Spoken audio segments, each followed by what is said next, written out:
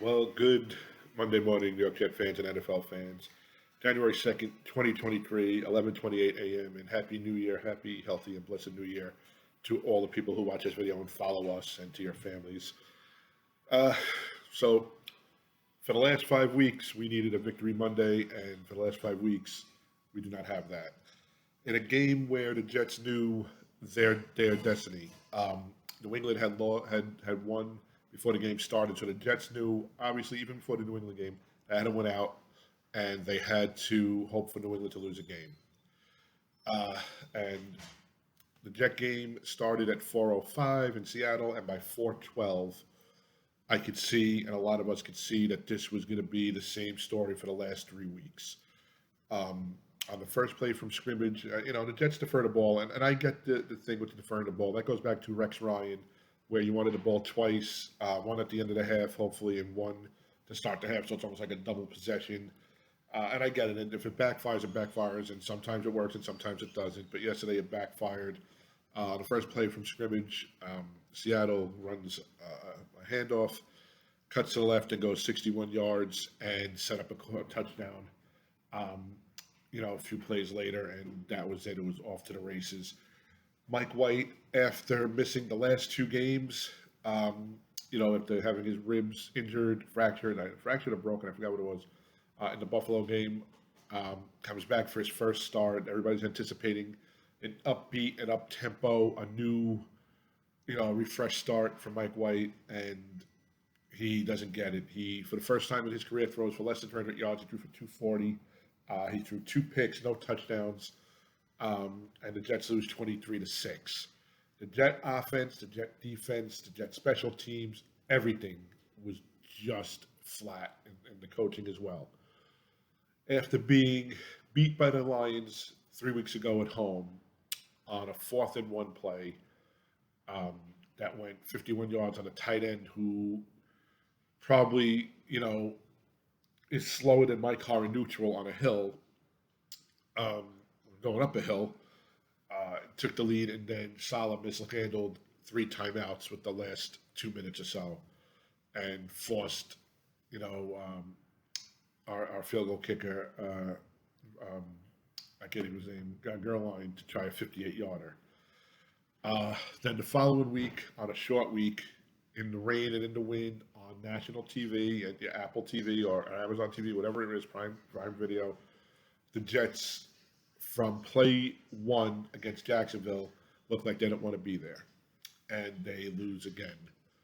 And then you have 10 days to prepare, 10 days to get to your quarterback's head, who I still think is injured somewhat, not 100% healed, but quarterbacks have played with that injury before.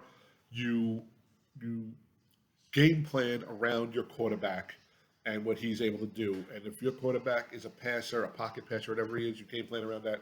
But you also see his limitations and his limitations with the injury, and that just wasn't done. So the Lions game is the last time the Jets scored a touchdown.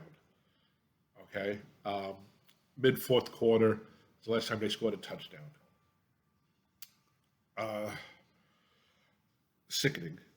This team did not look like they knew they were playing for their playoff lives. Like, they don't deserve to be in the playoffs.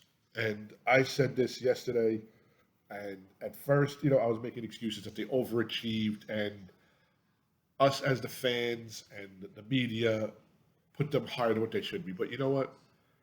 In November at MetLife Stadium, when you beat Josh Allen and you pick him off twice and you get to him and you basically injure him, and you get to 6-3, and I'm walking out of that stadium 6-3. Patriots coming up the following week before a bye, and you said, here it is. You got your revenge against the Patriots the following week. You go on a bye, and then you have the opportunity to take the AFC East.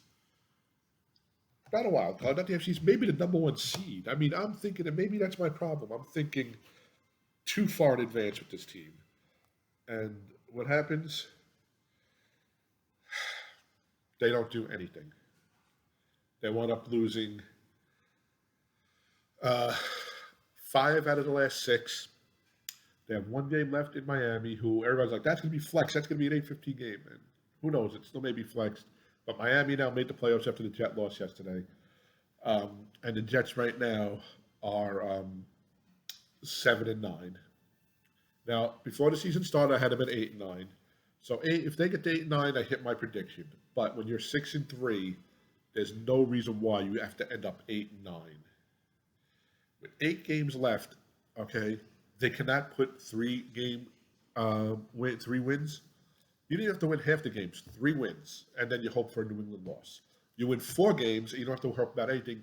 You control your own destiny, and that did not happen. So I'm not going to do a review of the season right now. We still have a couple of weeks left for that.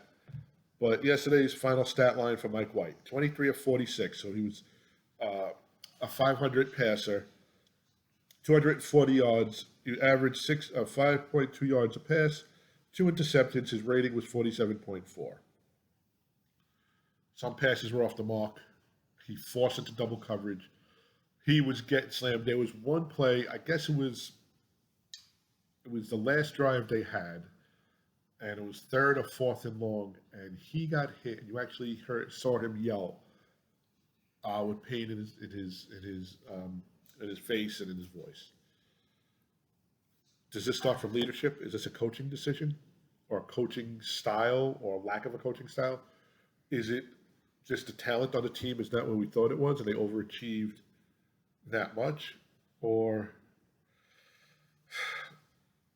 is it just cursed? You know.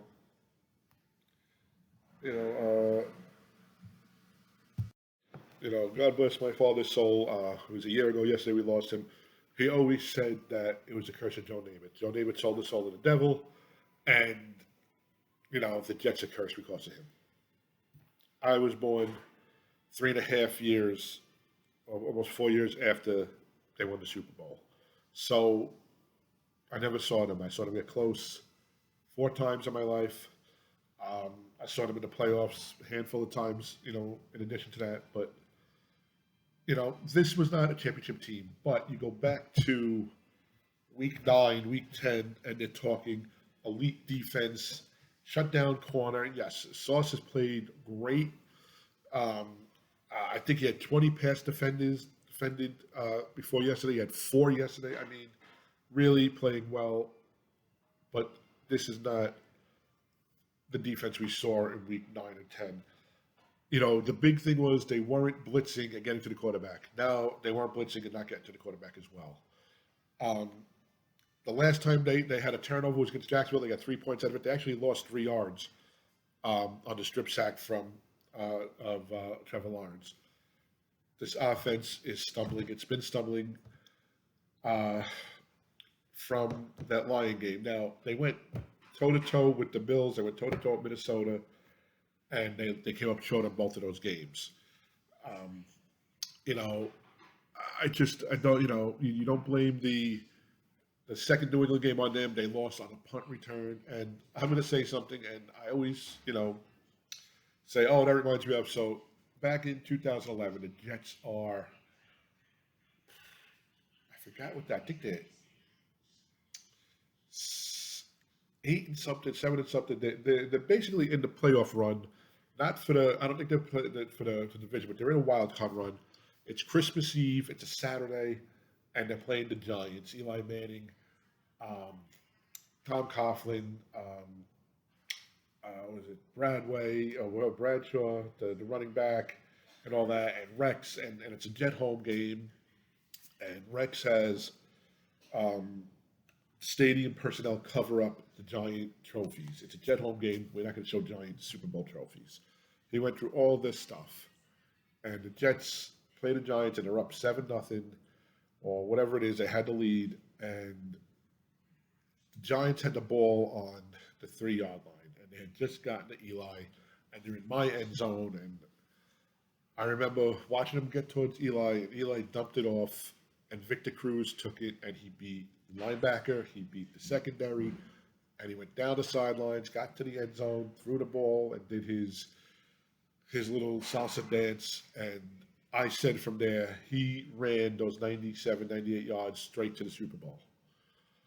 You fast forward to this year, 11 years later, almost to the day, and with X amount of seconds left on the clock, and the game tied at 3 and going into overtime. The Jets punt, and I'm not even going to talk about the blocks in the back or whatever, but that New England punt returner ran down the sideline, cut to the inside, scored the touchdown, and killed the Jets playoffs like Victor Cruz did.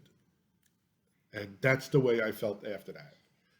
And then, of course, they had the bye. Then they come back and they beat the Bears without Justin Fields. Or even if Justin Fields played, they beat the Bears that had a terrible defense. But they weren't there. You know, the Minnesota game, Mike White put up over 300 yards, but he still threw 2 picks. You know, Berrios dropped a touchdown, Berrios really low on my list again. You know, following week at Buffalo, they have a chance. They get the safety, they get the extra possession because of that, and they can't do anything. You know, and you're like, all right, so they played 2 tough teams. They're going to come back. You know, if they can stand toe-to-toe at Minnesota and Buffalo, they're going to walk over the Lions, and they lose to the Lions. So you say, all right, now their backs are against the wall. They know they have 4 games left. Last home game, you know, it's Thursday night. The only game in town. They just got beat up versus the Lions on a terrible defensive play, you know, and they don't come out for that game. And to me now, the last 3 games, they have not showed up offensively or defensively. And I understand that the Lions only scored X amount of points and Jacksonville only scored X amount of points, but they still gave up big plays. They still cannot get off the field on 3rd down, you know. And yesterday also, I mean, I know Geno Smith had a good first part of the season, but Seattle's not that great of a team. And I kept saying, I'm worried about them going to Seattle. That cross-country flight in the 12th man, and they came out like they were playing a preseason game that meant nothing. And I'm looking at Twitter today because I tried to stay off the news last night. I tried to stay off of social media, and I'll be honest with you, congratulations to the Giants, because I didn't really want to hear about the Giants, but congratulations to them. Hey, listen, they did what they had to do. They beat the team they're supposed to beat yesterday handedly. But there was, I guess, Janae Coakley was interviewing Conklin, and he said something like, it did not feel like a playoff atmosphere on our side of the field. You know you're eliminated if you lose that game. That is a playoff game. How do you not have that feel?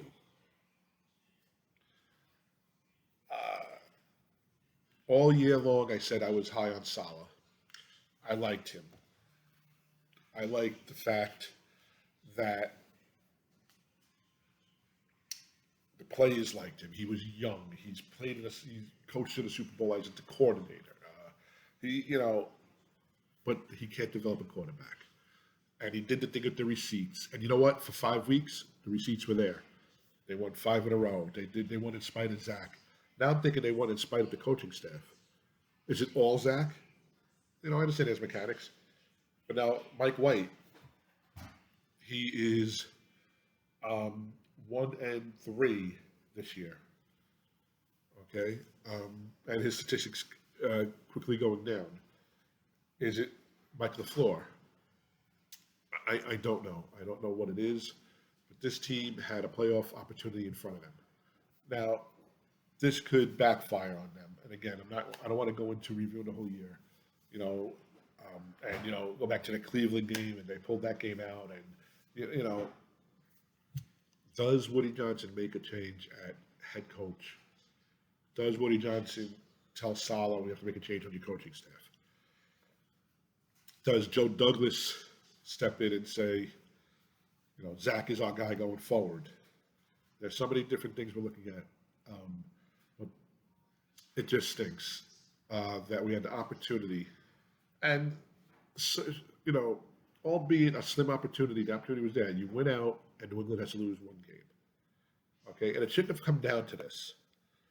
You know, they take care of business in Buffalo or Minnesota, and I'll give it not Buffalo. It's very hard to beat Buffalo. It's very hard to sweep Buffalo. You beat Minnesota. No, you can't beat Minnesota. You beat the Lions. No, you can't beat the Lions. Jacksonville, you can't beat Jacksonville. You know, they should have never been in this predicament. You know, they win any of those games. Take away the Buffalo game. They split with the Patriots. We're looking at next week as a win and in. But you know what? We're looking at yesterday as an elimination game, and they couldn't do it. It's just a terrible feeling as a Jet fan. And there's this something I always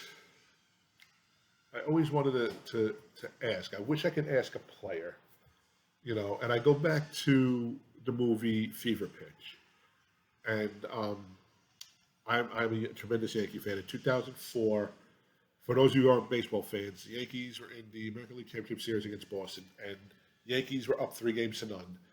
And they had the last 2 games in Boston. And Game 3, they annihilated the Red Sox. I think it was like an 18-3 game.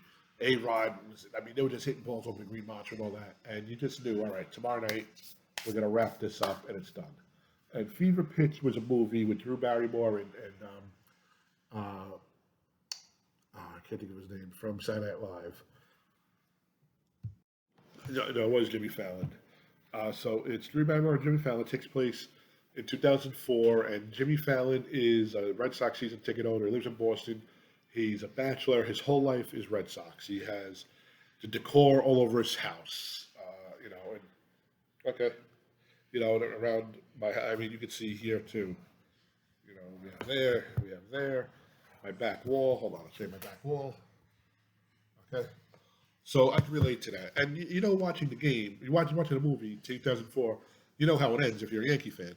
So Game 3 is over, and his friends had just left the game, and it's basically the curse of the Bambino, and they're going to lose again. And the year before was Aaron Boone's home run, and again, this team, we're going to lose this team. They're going to sweep us, and they're going to sweep us at home.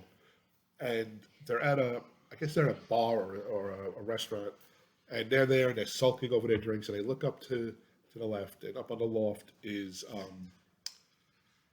the center fielder from the Red Sox, Johnny Damon. And Johnny Damon's up there. I don't know if he's there with players or with friends, and he's chopping down on a steak, and he's having his drink. And, I don't know if he's drinking beer or whatever he's drinking, and he's smiling and laughing. And they said, "Look at that! He's on the team. He's about to get swept. They just got creamed, and he's up there laughing and socializing and eating, and we're down here, we're miserable." And I always wanted to ask a player, what is it like on the losing side, personally for you? Everybody has a bad day at work. You know, everybody has, maybe a couple of bad days at work. And you try to get through it. You go home and you forget about it. Or you go out with your family, you go out with your friends and forget about it. But something like this, where everybody saw this. The whole nation was watching this because it's a nationally televised playoff. Um, is that the approach you take? Do you go and you forget about the game until you get back to the facility the next day?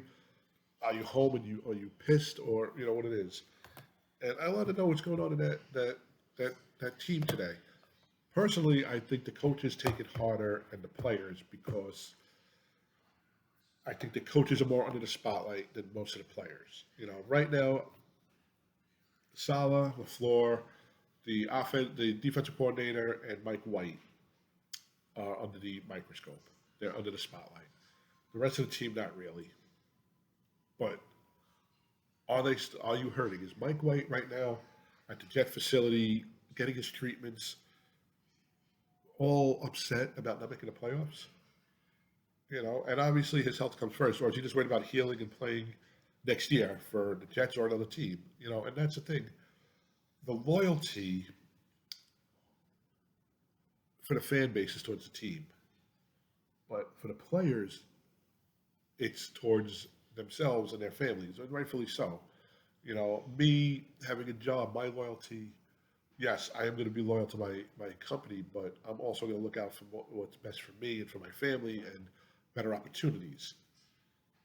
Jet players that are looking at possible restriction free agency or free agency, looking towards, all right, I'm going to get out of here, or I'm hoping the Jets give me a good offer. Like, I don't know what they're looking at. I don't know if they're that upset that they just go home last night. And obviously they flew from Seattle last night, so between after the game, it ended 7:30 our time.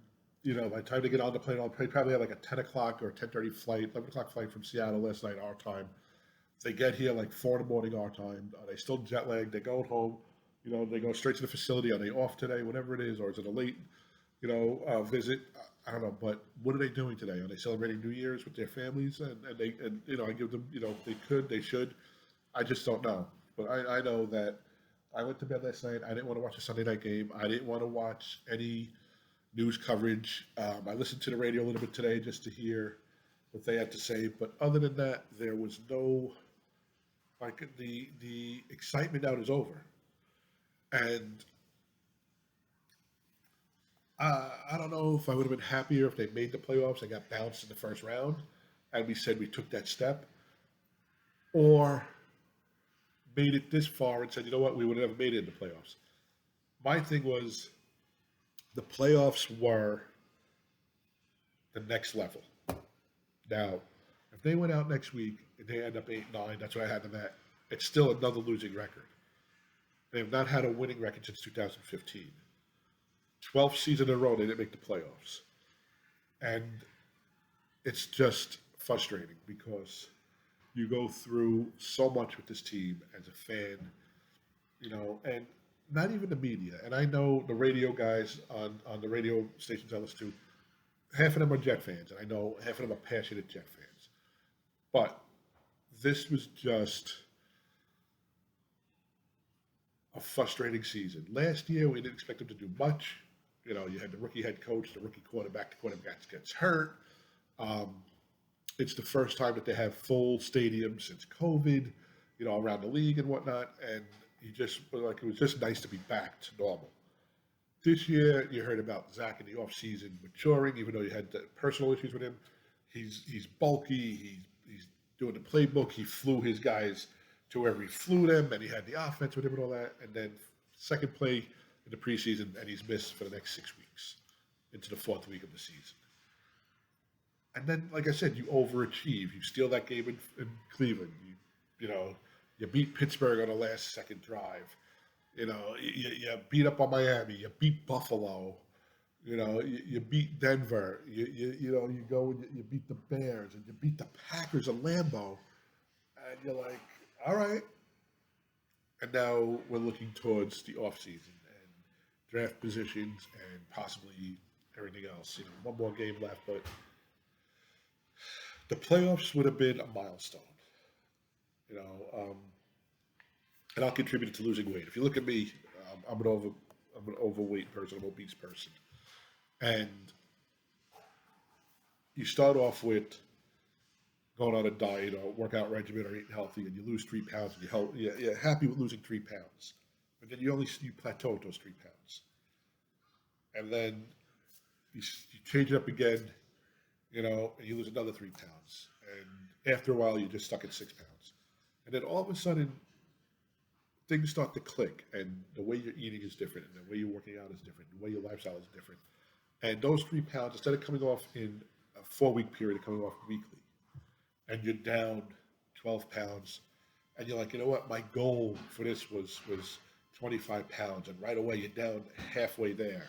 And then you're down 18 pounds. And then down 20 pounds. Like, 25 pounds is going to be nothing. No, I just got to lose another 5. And then, boom. The last 3 or 4 weeks you try to do that, you end up gaining 3 pounds. And that's what this was. Making the playoffs, they wouldn't have went deep. They would have had to face Kansas City, Cincinnati, Buffalo, possibly New England, the Chargers, Titans, whoever it is, on the road, and they were not making it to the Super Bowl. That was a given. A lot of things had to really, really, really go their way. But making the playoffs would have set the bar now. We made the playoffs. There's no turning back. Now the next step. This was, we're headed to the playoffs. We're going. And then you just pull back. And then now they're back. And they're now closer to the playoffs this year than they were last year. Record-wise, different, but you're still looking out. You're still out looking in. So, final score yesterday from Seattle, 23-6. Again, they forget how to play offense. They don't know how to score touchdowns. They don't know how to make turnovers. They forget how to tackle. They forget how to coach. That's the life of a Jet fan, since 2010 season. And no different than the 2015 season when they had to go into Buffalo and win, and they choked there. They couldn't do it. This had to win 2 games, and they couldn't get past the first game.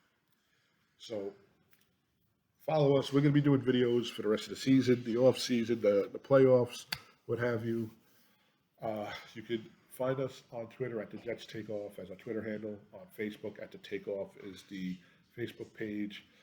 You can email us at thejetstakeoff@gmail.com, and you can follow us on YouTube. You can subscribe to this video, like this video.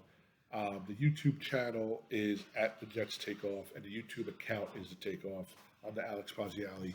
You can Google it. You can search it on YouTube and follow us. Leave comments. I'm all up for comments. Just don't be nasty. You give me facts. You give me statements. Don't be sarcastic. Don't be nasty, and we'll have a discussion. If you went out to Seattle, God bless you for that trip. I know Jet fans have been traveling very, very well. To take that cross-country trip on a holiday weekend and to see that display that we were given, we as fans do not deserve that. And I hope that management sees that. I hope that you want to say PR people recognize that. So, Happy New Year, happy, healthy, and blessed New Year, and for this week, whoever you say it, blessed, whatever it is. And we'll be back later on this week. If anything should happen between now and Sunday's game with the Dolphins, I'll try to get a video up or at least tweet it. Unless Mike White is hurt, he starts next week. I don't think Zach starts this year. And, my father-in-law said it yesterday. He's like, you're not going to put Zach out on the field. You don't want him to get hurt because either he's here next year or he's going to be traded, and you don't trade broken goods. And, my buddy said yesterday also, and I kept saying I'm nervous. He's like, when was the last time, in January that we had a game worth playing for? And that was the 2015 season. So they gave us football. They gave us meaningful football up until January 1st. And next year, we can't take the next step. We have to take the next few steps. So have a great day, and thanks for watching.